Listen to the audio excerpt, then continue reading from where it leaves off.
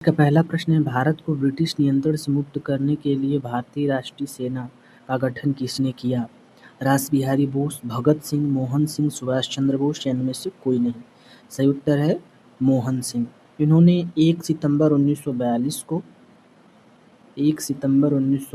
को सिंगापुर में भारतीय राष्ट्रीय सेना का क्या किया था? गठन किया था सिंगापुर में।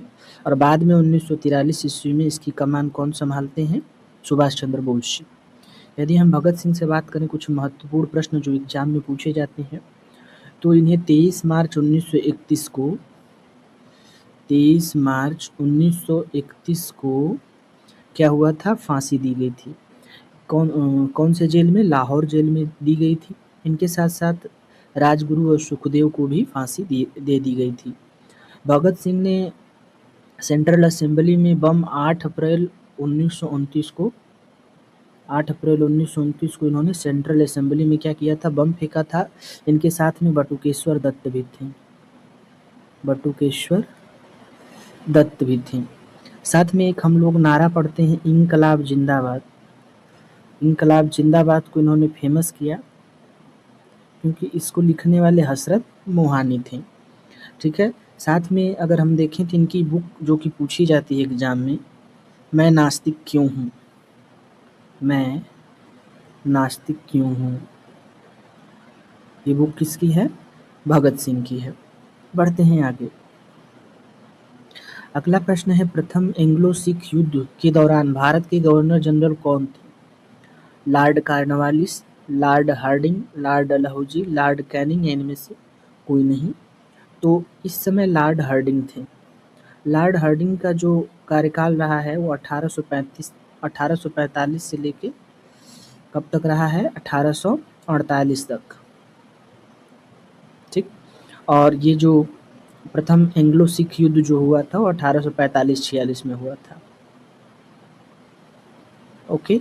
साथ में अगर इन लोगों का कार्यकाल की बात करें, लॉर्ड कॉर्नवालिस का, तो 1786 से 1793 ईस्वी तक भारत के गवर्नर जनरल रहे हैं, 1793 तक। और डलहौजी की बात करें अगर हम, तो 1848 से 1856 तक। 1848 से 1856 तक के भारत के गवर्नर रहे हैं। लॉर्ड कैनिंग की बात करें तो 1856 से 1862 तक। यह क्या थे? भारत के अंतिम गवर्नर और पहले वायसराय थे, यानी अंतिम गवर्नर थे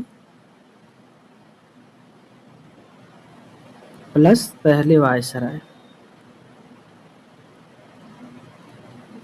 अगर इनके कार्यकाल को अगर आप याद रखेंगे तो इनसे जो भी प्रश्न पूछा जाएगा आप रिलेट कर सकते हैं। बढ़ते हैं अगले प्रश्न पे। अगला प्रश्न है, रॉबर्ट क्लाइव को बंगाल के गवर्नर के रूप में कब नियुक्त किया गया था? 1764 में, 1760 में, 1765 में, 1762 में या इनमें से कोई नहीं। तो सही बात यहाँ पे है 1765, क्योंकि ये 2 बार नियुक्त हुए थे। पहला तो इनका प्रथम कार्यकाल रहा है 1757 से लेके 1760 तक, फिर ये दोबारा नियुक्त होते हैं तो 1765 से 1767 तक। तो उसके हिसाब से 1765 हमारा क्या हो जाएगा? सही उत्तर हो जाएगा। ठीक है। 22 अक्टूबर 1764 को बक्सर का युद्ध हुआ था। बढ़ते हैं आगे। दिल्ली को अपनी शक्ति के केंद्र के रूप में चुनने वाला पहला शासक था? अली मर्दन, मोहम्मद गौरी, इल्तुतमिश, रजिया, इनमें से कोई नहीं। सही उत्तर है इल्तुतमिश। जो इल्तुतमिश होता है यह 1211 से लेके 1236 ईस्वी तक क्या करता है? दिल्ली सल्तनत पे कार्य करता है, अर्थात शासन करता है। और चूंकि ये गुलाम वंश से संबंधित था, अब हम लोग दिल्ली सल्तनत पे जो 5 वंश शासन किए हैं उनको देख लेते हैं। पहला गुलाम वंश है। गुलाम वंश, इसकी स्थापना की थी कुतुबुद्दीन ऐबक ने की थी। दूसरा था खिलजी वंश, इसकी स्थापना किया था जलालुद्दीन खिलजी ने। तीसरा था तुगलक वंश, इसकी स्थापना की थी गयासुद्दीन तुगलक ने। फिर चौथा था सैयद सैयद वंश की स्थापना की थी खिज्र खान ने। और 5वां था लोदी वंश की स्थापना की थी बहलोल लोदी ने। गुलाम वंश की बात करें तो 1206 से लेकर 1290 ईस्वी तक। खिलजी वंश की बात करें 1290 से लेकर 1320 ईस्वी तक। तुगलक वंश 1320 से लेकर 1414 ईस्वी तक। सैयद वंश 1414 से लेकर 1451। फिर लोदी वंश 1451 से लेकर 1526 में। और वहीं पानीपत का प्रथम युद्ध 1526 में होता है, इब्राहिम लोदी वर्सेस बाबर, जिसमें बाबर जीत जाता है और मुगल वंश की स्थापना हो जाती है। बढ़ते हैं अगले प्रश्न पर। प्रश्न है, भारत के संविधान के निम्नलिखित में से किस एक अनुच्छेद के अधीन मूल अधिकार की गारंटी केवल भारत के नागरिकों को उपलब्ध है? अनुच्छेद 19, अनुच्छेद 20, अनुच्छेद 21, अनुच्छेद 22, इनमें से कोई नहीं। सही जवाब है अनुच्छेद 19। इसके अलावा केवल भारतीय नागरिकों को जो अधिकार प्राप्त हैं वो अनुच्छेद 15 है, यानी आर्टिकल 15, आर्टिकल 16, एक 19 हो गया, इसके साथ आर्टिकल 29 और आर्टिकल 30, ये जो अनुच्छेद हैं केवल भारतीय नागरिकों को प्राप्त हैं। आर्टिकल 15 में धर्म, मूल, वंश, जाति, लिंग या जन्म स्थान पे भेदभाव का निषेध है। 16 में सार्वजनिक रोजगार से संबंधित समान अवसर की बात की गई है। और अनुच्छेद 19 में अभिव्यक्ति की घोषणा की गई है। और अनुच्छेद 29 में अल्पसंख्यकों की भाषा, लिपि और संस्कृति से संबंधित संरक्षण है। और अनुच्छेद 30 में शिक्षण संस्थान स्थापित करने और प्रशासन करने की बात की गई है। अनुच्छेद अगर 20 की बात करें तो अपराधों के लिए दोष सिद्धि से संबंधित है। और अनुच्छेद 21 जीवन और व्यक्तिगत स्वतंत्रता से संबंधित है। अनुच्छेद 22 जो है वो गिरफ्तारी और हिरासत से संबंधित है। बढ़ते हैं आगे। अगला प्रश्न है, बांदा, सोनभद्र और मिर्जापुर जिलों में कौन सा खनिज पाया जाता है? चांदी, डोलोमाइट, मैग्नीज, लोहा, इनमें से कोई नहीं। सही उत्तर है डोलोमाइट। डोलोमाइट बांदा, सोनभद्र और मिर्जापुर में पाया जाता है। अगर हम सोनभद्र की बात करें तो सोनभद्र में कोयला पाया जाता है, जो कि सिंगरौली घाटी में। चूना पत्थर यहाँ पाया जाता है, चूना पत्थर। यहाँ पे चुर्क डल्ला सीमेंट फैक्ट्री भी है। यहाँ पे एंडालुसाइड भी पाया जाता है, एंडालुसाइड। साथ में यहाँ पे पायराइट पाया जाता है, पायराइट। यदि हम बांदा की बात करें तो बांदा में हीरा और गेरू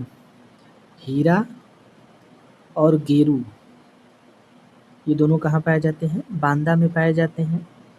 मिर्जापुर की बात करें तो मिर्जापुर में चूना पत्थर यहाँ पे भी पाया जाता है। गुरमा का नाच बापूहारी वाला क्षेत्र, साथ में यहाँ डोलोमाइट पाया जाता है, डोलोमाइट। संगमरमर भी पाया जाता है, संगमरमर। साथ में यहाँ पे एस्बेस्टास पाया जाता है, एस्बेस्टास। बढ़ते हैं आगे। अगला प्रश्न है, दूध का समृद्ध स्रोत है, विटामिन सी नहीं पाया जाता, आयरन, कैल्शियम, उपरोक्त सभी। तो सबसे बढ़िया कैल्शियम का स्रोत है। बढ़ते हैं अगले प्रश्न पे। कौन सा मेला मकर संक्रांति से प्रारंभ होकर महाशिवरात्रि पर समाप्त होता है? माघ मेला, अर्धकुंभ मेला, महाकुंभ, गंगा महोत्सव, इनमें से कोई नहीं। तो सही उत्तर है इसका माघ मेला। माघ मेला जो होता है हर साल जनवरी और फरवरी में लगता है। कहाँ लगता है? प्रयागराज में लगता है। अर्धकुंभ मेला जो है हर 6 वर्ष पे लगता है। प्रयागराज और हरिद्वार में लगता है, प्रयागराज प्लस हरिद्वार में लगता है। महाकुंभ की बात करें तो हर 12 वर्ष में लगता है, 4 स्थान पे लगता है। एक तो प्रयागराज हो गया, इसके साथ साथ हरिद्वार, नासिक में लगता है और उज्जैन में। प्रयागराज, हरिद्वार, नासिक, उज्जैन में लगता है महाकुंभ। गंगा महोत्सव की बात करें तो ये हर वर्ष वाराणसी में लगता है। कहाँ पे? हर वर्ष वाराणसी में। वाराणसी कौन सी नदी के किनारे स्थित है? गंगा और वरुणा नदी के किनारे स्थित है। बढ़ते हैं अगले प्रश्न पे। अगला प्रश्न है, उत्तर प्रदेश में प्रथम राष्ट्रपति शासन किस वर्ष लगाया गया? 1956, 1968, 1975, 1970 या इनमें से कोई नहीं? तो इसका सही उत्तर है 1968 ईस्वी में। एग्जैक्ट डेट था 25 फरवरी 1968 से लेके 26 फरवरी 1969 तक राष्ट्रपति शासन उत्तर प्रदेश में लगा था। अंतिम बार अगर पूछा जाए, अंतिम बार कब लगाया गया था, तो 8 मार्च 2003 से लेके 3 मई 2000, ये 2002 है, 8 मार्च 2002 से 3 मई 2002 तक लगा था। और कितनी बार लग चुका है, तो अब तक 10 बार जो है उत्तर प्रदेश में राष्ट्रपति शासन लगाया जा चुका है। बढ़ते हैं अगले प्रश्न में। प्रश्न है, संसद ने किस वर्ष नागरिकता अधिनियम स्वीकृत किया? 1950 ईस्वी में, 1955, 1960, 1965 या इनमें से कोई नहीं? सही उत्तर है 1955। नागरिकता अधिनियम यानी सिटीजनशिप एक्ट। एग्जैक्ट डेट थी 30 दिसंबर 1955। अगला प्रश्न है, भारत की प्रथम जनगणना ब्रिटिश काल में किसके कार्यकाल के दौरान हुई थी? Lord Dufferin, Lord Lytton, Lord Mayo, Lord Ripon या इनमें से कोई नहीं? सही उत्तर है लॉर्ड मेयो के समय में भारत की पहली जनगणना हुई थी। कब हुई थी? 1872 ईस्वी में। अगर नियमित जनगणना पूछा जाए प्रत्येक 10 वर्ष पे कब प्रारंभ हुई थी, तो 1881 ईस्वी में प्रारंभ हुई थी लॉर्ड रिपन के समय में। अब यहाँ पे इन लोगों का हम लोग समय देख लेते हैं। यदि हम लोग बात करें लॉर्ड मेयो का, तो लॉर्ड मेयो का समय रहा है 1869 से लेके 1872 ईस्वी तक। लॉर्ड लिट्टन जो रहा है वो 1876 से लेके 1880 ईस्वी तक रहा है। और लॉर्ड लिट्टन के ही समय में वर्नाकुलर प्रेस एक्ट आया था। लॉर्ड रिपन की अगर बात करें तो 1880 से लेके 1884 ईस्वी तक ये इसका कार्यकाल रहा है। और साथ में अगर डफरिन की बात करें 1884 से लेके 1888, और इसी के समय में INC यानी इंडियन नेशनल कांग्रेस की क्या होती है? स्थापना भी होती है। अब बढ़ जाते हैं हम लोग अगले प्रश्न पे। अगला प्रश्न है, प्रधानमंत्री ग्राम सड़क योजना को कब प्रारंभ किया गया? 25 नवंबर 2000 को, 25 दिसंबर 2000 को, 24 अगस्त 2001 को या 2 अक्टूबर 2000 को? इनमें से कोई नहीं। इसका सही उत्तर है 25 दिसंबर सन 2000 ईस्वी को स्टार्ट किया गया था। बढ़ते हैं अगले प्रश्न पे। GPS किस देश द्वारा विकसित किया गया? भारत, रूस, अमेरिका, चीन नहीं? इनमें से कोई नहीं। सही उत्तर है अमेरिका। बढ़ते हैं अगले प्रश्न पे। अगला प्रश्न है, निम्न में से कौन सा AI का प्रकार नहीं है? आर्टिफिशियल इंटेलिजेंस का। नैरो AI होता है, जनरल AI होता है, सुपर AI होता है, मैकेनिकल AI नहीं होता। तो सही उत्तर हो जाएगा मैकेनिकल AI। बढ़ते हैं अगले प्रश्न पे।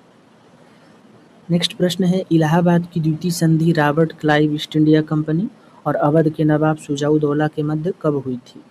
12 अगस्त 1765, 16 अगस्त 1765, 20 अगस्त 1765 या 24 अगस्त 1765?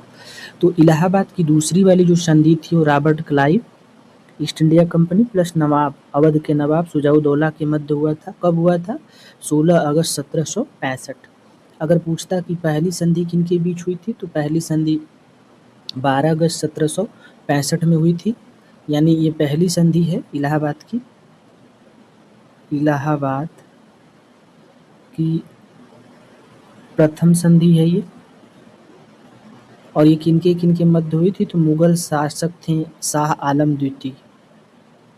शाह आलम द्वितीय और इसके बीच हुई थी British east India company Robert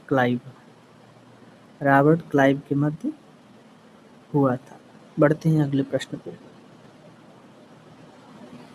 Awadh किसान सभा की स्थापना वर्ष में की गई थी, जिसका उद्देश्य किसानों के विरुद्ध तालुकदारों की दमनकारी प्रथाओं के विरुद्ध था। 1918, 1920, 1922, 1924 या इनमें से कोई नहीं। सही उत्तर है 1920। कहाँ हुई थी? प्रतापगढ़ में। प्रतापगढ़ में हुई थी। प्रतापगढ़ में हुई थी। कहाँ पड़ता है ये? उत्तर प्रदेश में पड़ता है। इसमें प्रमुख नेता बाबा रामचंद्रन थे। कौन? बाबा रामचंद्र थे और इन्हें पंडित जवाहरलाल नेहरू जी का भी साथ मिलता है। बात अगर आपको याद हो तो उत्तर प्रदेश की पहली मिल 1903 ईस्वी में प्रतापगढ़ देवरिया में खुली थी। बढ़ते हैं अगले प्रश्न की। मोतीलाल नेहरू जो राष्ट्रीय प्रौद्योगिकी संस्थान है प्रयागराज में स्थित है। प्रयागराज बोले तो इलाहाबाद।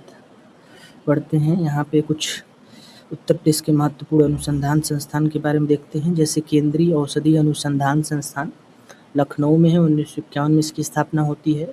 भारतीय पशु चिकित्सा अनुसंधान संस्थान बरेली में है, 1889 में इसकी स्थापना होती है। राष्ट्रीय चीनी अनुसंधान संस्थान कानपुर में 1936 में इसकी स्थापना होती है। केंद्रीय आलू अनुसंधान केंद्र मेरठ में 1956 में इसकी स्थापना होती है। बीरबल साहनी जीवाश्म विज्ञान संस्थान लखनऊ में 1946 में इसकी स्थापना होती है। भारतीय दलहन अनुसंधान संस्थान कानपुर में 1983 में इसकी स्थापना होती है। केंद्रीय कांच एवं सिरामिक अनुसंधान संस्थान खुर्जा बुलंदशहर में है और भारतीय बीज विज्ञान अनुसंधान संस्थान लखनऊ में है। कब इसकी स्थापना होती है? 1965 में। ये बहुत ही महत्वपूर्ण है। बढ़ते हैं आगे। अगला प्रश्न है, रजा लाइब्रेरी उत्तर प्रदेश के रामपुर शहर में स्थित है। इसकी स्थापना किस वर्ष की गई थी? 1774, 1780, 1790, 1798। इनमें से कोई नहीं। सही जवाब है 1774।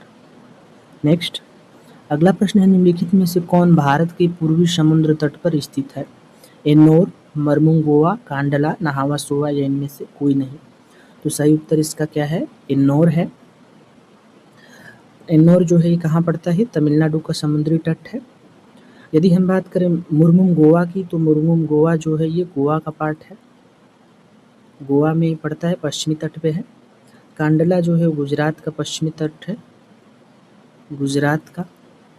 और नहावा सोवा जो है ये महाराष्ट्र में, इससे जवाहरलाल नेहरू पोर्ट भी बोलते हैं, यानी ये महाराष्ट्र का है। बढ़ते हैं अगले प्रश्न पे। सोरो का मेला, जिसे मुख्य रूप से सोरोजी मार्गशीर्ष मेला के नाम से जाना जाता है, उत्तर प्रदेश के किस जिले में लगता है? मिर्जापुर, बहराइच, संभल, कासगंज, इनमें से कोई नहीं। इसका सही उत्तर है कासगंज में लगता है। अब यहाँ पे हम उत्तर प्रदेश के मेलों से संबंधित कुछ महत्वपूर्ण तथ्य देखते हैं। जैसे उत्तर प्रदेश में प्रतिवर्ष 2250 मेले आयोजित किए जाते हैं। सर्वाधिक मेले मथुरा में लगते हैं। ये भी पूछा जाता है कि उत्तर प्रदेश में सर्वाधिक मेले कहाँ लगते हैं? मथुरा में। उसके बाद कानपुर, हमीरपुर में 79, झांसी में 78, आगरा में 72, फतेहपुर में 70 मेले लगते हैं। उत्तर प्रदेश पर्यटन विभाग द्वारा प्रतिवर्ष लखनऊ, आगरा तथा वाराणसी नगरों में महोत्सव का आयोजन किया जाता है। हिंदू मुस्लिम एकता का प्रतीक सुलह कुल उत्सव का आयोजन आगरा में किया जाता है। ये बहुत इम्पोर्टेंट है। अयोध्या परिक्रमा का आयोजन राम जन्मभूमि अयोध्या में किया जाता है। उत्तर प्रदेश में विश्व का सबसे बड़ा मेला कुंभ मेला प्रयागराज में लगता है, हर 12 वर्ष में लगता है। उत्तर प्रदेश में सबसे कम मेले जो है वो पीलीभीत जिले में लगते हैं। सबसे कम मेले कहाँ लगते हैं? पीलीभीत जिले में। ये भी पूछा गया है। दादरी के पशु मेले का आयोजन बलिया में होता है। ये भी बना है कि पशु मेला दादरी कहाँ पे लगता है? बलिया में। बढ़ते हैं आगे।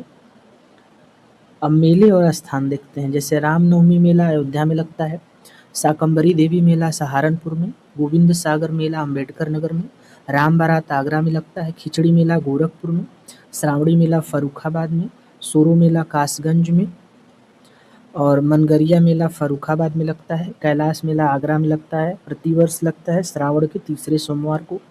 परिक्रमा मेला अयोध्या में लगता है। कबीर मेला मगहर यानी संत कबीर नगर में। देवी पाटन मेला कहाँ लगता है? बलरामपुर में। कालिंजर मेला बांदा में लगता है। बल सुंदरी देवी मेला अनूप शहर में। गोला गोकर्णनाथ मेला लखीमपुर खीरी में। ढाई घाट मेला कहाँ लगता है? शाहजहांपुर में। मकनपुर मेला फर्रुखाबाद में। देवा मेला बाराबंकी में। नौचंदी मेला मेरठ में लगता है।